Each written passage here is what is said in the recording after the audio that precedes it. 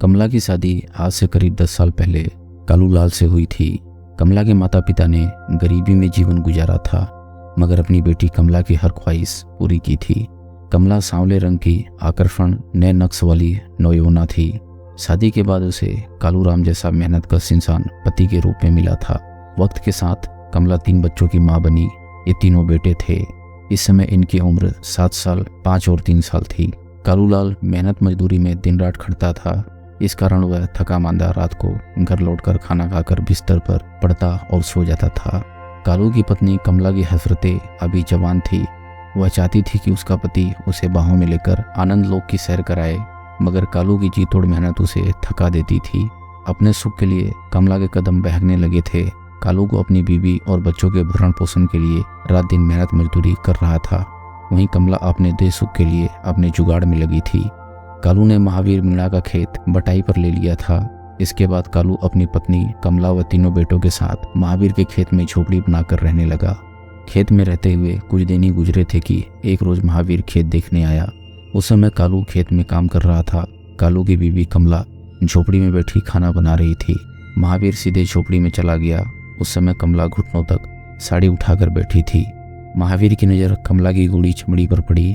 उसकी काम वासना जाग उठी। महावीर ने कहा, क्या पका रही है कालू भाई के लिए? सुनकर कमला चौंकी। उसने उस पर नजर डाली। वह उसकी तरफ ताक रहा था। कमला ने झट से साड़ी नीचे की। इसी हड़बड़ाहट में उसके उभारों पर से साड़ी हट गई। उन्नत उभार देखकर तो महावीर बावला ही हो गया। कमला ने साड़ी को ठीक किया और बोली, आपको पहचाना नहीं? मैं महावीर हूँ। यह खेत मेरा ही है। सुनकर कमला बोली, अच्छा तो आप महावीर जी हैं, आइए बैठिए, मैं चाय बनाती हूँ। महावीर खटिया पर बैठ गया। कमला चाय बनाने लगी। तभी कालू भी आ गया। महावीर और कालू बातें करने लगे। कमला चाय बना लाई। सभी ने चाय पी। इसके बाद महावीर ने कहा, कोई चीज़ चाहिए तो बोल देना, परेशान मत होना, मुझे अपना ही समझना। इसके बाद महावीर खेत में फसल देखकर गांव चला गया। महावीर की आंखों में 3 बच्चों की मां कमला का मादक बदन बस गया। वह सारी रात उसे पाने का षड्यंत्र मन ही मन करता रहा। महावीर 2 दिन बाद फिर खेत पर जा पहुंचा। खेत तो बहाना था, उसे तो कमला को रिझाना था। इस कारण वह दुकान से बच्चों के लिए खाने पीने की चीजें भी लाया था। कमला से महावीर हंसी ठिठोली करने लगा। वह उसकी सुंदरता की तारीफ भी करता था। कमला द्वारा बनी चाय का बखान भी करता। महावीर इसके बाद अक्सर 2-4 दिन बाद खेत जाने लगा। वह कमला को ललचाई नज़र से देखता। उस रोज कालू काम से कहीं गया हुआ था। महावीर खेत पर आ गया। कमला से पता चला कि कालू शाम तक घर लौटेगा। बस उस रोज महावीर ने बिस्किट भुजिया देकर बच्चों को झोपड़ी से बाहर खेलने भेज दिया।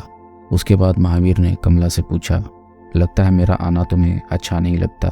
नहीं नहीं, ऐसी कोई बात नहीं है, मुझे तो तुम बहुत अच्छे लगते हो, कमला ने कहा। सुनकर महावीर ने आओ देखा न ताओ कमला को बाहों में भर लिया। थोड़ी सी नानुकुर करने के बाद कमला ने अपना तन महावीर के हवाले कर दिया। महावीर और कमला वासना के दरिया में गोते लगाने लगे। कमला को महावीर ने ऐसा शारीरिक सुख दिया कि वह उसकी दीवानी हो गई। कमला भूल गई कि वह शादीशुदा और 3 बच्चों की माँ है। उसके ये बहके कदम उसे कहीं का नहीं छोड़ेंगे। अवैध संबंधों का परिणाम बहुत खतरनाक होता है।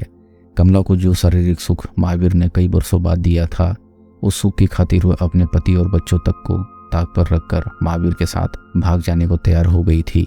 कालू शरीफ था। उसे पता नहीं था कि उसकी गैर मौजूदगी में उसकी बीवी गैर मर्द के साथ रंगरलियां मनाती है। वह तो सोचता था कि महावीर अपनी खेती देखने आता है, जबकि महावीर तो कमला से मिलने आता था। कालू वही खेत पर रहता था। इस कारण कमला और महावीर का मिलन नहीं हो पाता था। ऐसे में वासना की आग में जल रहे महावीर और कमला ने योजना बनाई कि वो दोनों चुपके से भाग जाएंगे। महावीर ने कमला से कहा, मैंने देवली में कमरा किराए पर ले लिया है, तुम वहीं रहना, मैं भी आता जाता रहूँगा। बाद में जब सब ठीक हो जाएगा तब मैं तुमसे शादी कर लूँगा और बच्चों को भी अपना लूँगा। सुनकर कमला बहुत खुश हुई। एक रोज़ कमला बिना कुछ बताए कहीं चली गई। महावीर योजना अनुसार कमला को लेकर देवली कस्बे पहुंचा और किराए के कमरे में कमला को छोड़कर वापस गांव आ गया ताकि उस पर कोई शक न करे। उधर पत्नी के अचानक गायब हो जाने पर कालू को कुछ भी समझ में नहीं आ रहा था कि उसकी पत्नी गई तो गई कहाँ। कालू ने उसकी बहुत खोजबीन की, रिश्तेदारी में ढूंढा, मगर कमला का कोई पता नहीं चल सका। उसे जमीन खा गई या आसमान निकल गया। थक हार कर कालू ने थाना दूनी में कमला की गुमशुदगी दर्ज करा दी। पुलिस ने उसकी खोजबीन नहीं की। पुलिस वालों ने कहा कि कहीं गई होगी, अपने आप आ जाएगी। गरीब की भला कौन सुनता है। कालू बीबी की खोजबीन करके थक गया। वह अपने तीनों बच्चों की परवरिश करने लगा।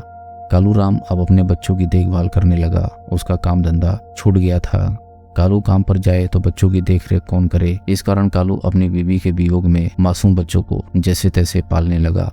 उधर महावीर का जब मन होता तो वह देवली जाता और कमला के साथ रंगरलिया मनाता।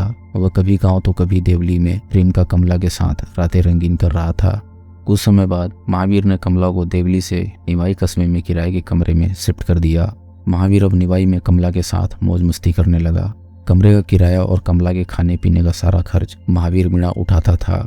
महावीर निवाई में 2 दिन रहता, फिर गांव जाता। गांव में 2-3 दिन रहता, फिर निवाई कमला के पास चला जाता।